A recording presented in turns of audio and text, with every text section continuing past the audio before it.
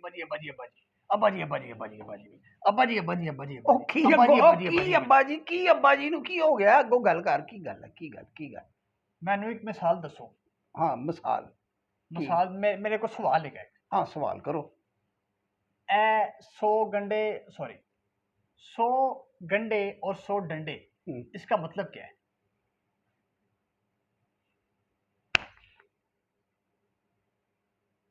100 गंडे 100 डंडे नहीं होता।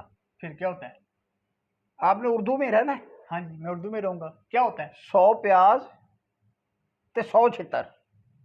100 प्याज और 100 छितर। हाँ अच्छा छितर इज्जत की निशानी है। अच्छा डंडे सजा के तौर पर होते हैं। ओके छितर क्या कहने। कुछ लोगों की इज्जत छितर से की जाती है, तो इसीलिए 100 प्याज और 100 छितर। अच्छा अब ये मुझे बताएं कि ये कहावत है क्या और कहाँ से आई है? हाँ ये कहावत है क्या और कहां से आई है।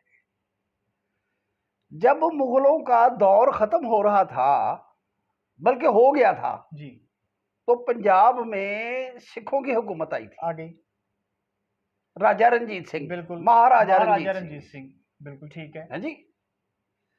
तो महाराजा रंजीत सिंह ने जब यहां हुकूमत संभाली,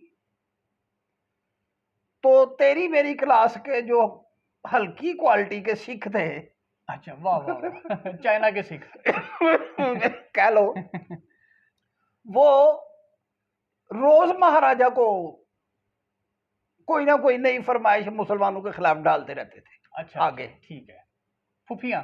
हाँ तो महाराजा ने मुसलमान रियाया को भी खुश रखना था। सही है। वो ज़हीना आदमी था। हाँ। दूरंदेश आदमी था। तो उसने वजीर आजम जो बनाया था ना अपना, वो था सैयद फकीर अजीजुद्दीन। अच्छा ठीक है। ये अपना फकीर खाने वाले बाटी गेट के अंदर। हाँ बाटी गेट के अंदर। ठीक है। ये उन्होंने वजीर आजम बनाया था। अच्छा ठीक है। महाराजा ने। हाँ अब सिख फरमाइशें करते थे। एक उस दरबार में एक डूम भी था। डूम ये डूम क्या होता है? यार इसको ना उर्दू में मस्खरा कहते हैं और पंजाबी में और पंजाबी में पंड। पंड नहीं, मरासी कहते हैं। मरासी क्या कहने। पंड की फिर भी कोई इज्जत होती है, मरासी की कोई इज्जत नहीं होती। ओके। मरासी का जो होता है ना, डूम का मरासी का मोटिव ये होता है कि दिल खोल के मंगो तो जो मर्जी मंगो, ते हर किसी को मंगो। ये उनका नस्मुलैन होता है। ठीक है मरासी का। ओके चलें आगे। हाँ जी।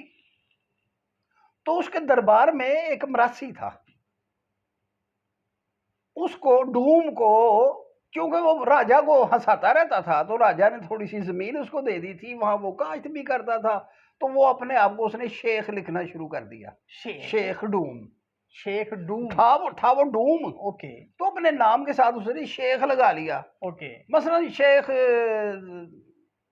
कोई भी शेख लगा ले। कोई भी शेख हो। हाँ कोई भी शेख हो सकता है। पिंडी वाला शेख हो जाए, वो कोई भी हो शेख, कोई भी शेख। वो डूम था, असल में था वो डूम। ठीक है आगे चले। तो जो सिख थे ना मेरी तेरी तरह के हल्की क्वालिटी के, वो बादशाह महाराजा की खिदमत में मुसलमानों के खिलाफ कोई ना कोई नई करारदाद लाने की बात करते थे, और उनकी वकालत वो डूम किया करता था। अच्छा ठीक है। ख्वाजा गॉड डड्डू। ये कह लें, ख्वाजे दा गुआ डड्डू कह लें। हाँ। लेकिन नहीं, ये बात कुछ यहाँ फिट नहीं होती। ख्वाजे का गुआ डड्डू, सिखा दा गुआ डूम, वकील। ठीक है। सिखा दा वकील डूम, सिखा दा वकील डूम। ठीक है आगे। और डूम अपनी बात, सिखों की बात महाराजा के आगे जब बयान करता था, तो महाराजा उस बात को एक सियासी रंग देने के लिए फकीर अजीजुद्दीन अपने वजीर आजम से मशवरा करता था और उसके जरिए से लागू करवाता था। ठीक है। रोज नई बात आ जाती थी कि ये मुसलमान अजाने जो देते हैं, हम अजाने देते हैं ना मुसलमान, तो वो कहते थे बांगा। अच्छा बांगा देंदे ने, ਜਿਹੜੇ मूसले सवेर ਨੂੰ ਬਾਂਗਾ ਦਿੰਦੇ ਨੇ, ਅਸੀਂ ਬੜੇ ਆਵਾਜ਼ਾਰ ਹੁੰਨੇ ਆ ਤੇ ਬਾਂਗਾ ਦੇ ਪਾਬੰਦੀ ਲਾਓ। अब इस बात को जस्टिफाई करने के लिए फकीर अजीजुद्दीन के जरिए से वो वो किया जाता था। अच्छा, अब इस पे आए ना। अच्छा मैं बताता हूँ ना आपको, वो जो डूम था ना, शेख डूम, वो उसने अपने पर फैलाने शुरू कर दिए। जब बादशाह खुश होता था, राजा उससे खुश होता था, उसने एक दिन देखा कि दरबार में कोई एक शख्स आया, उसने एक टोकरी उठाई हुई थी सेबों की। अच्छा अच्छा। तो उसने महाराजा की खिदमत में तोहफा पेश किया और कहा कि जी मेरे बाग के ये जो फल हैं बहुत अच्छे हुए हैं, तो मैंने बादशाह की नज़र किए, कश्मीर के फल थे वो सेब। राजा ने खुश होकर उससे कहा अपने वजीर आजम से कि जितने सेब हैं इतनी सोने की अशरफियाँ इसको इनाम में दे दी जाएं। वाह वाह, इतने पसंद आए उसको। उसके कश्मीर से लेके आया वो लाहौर।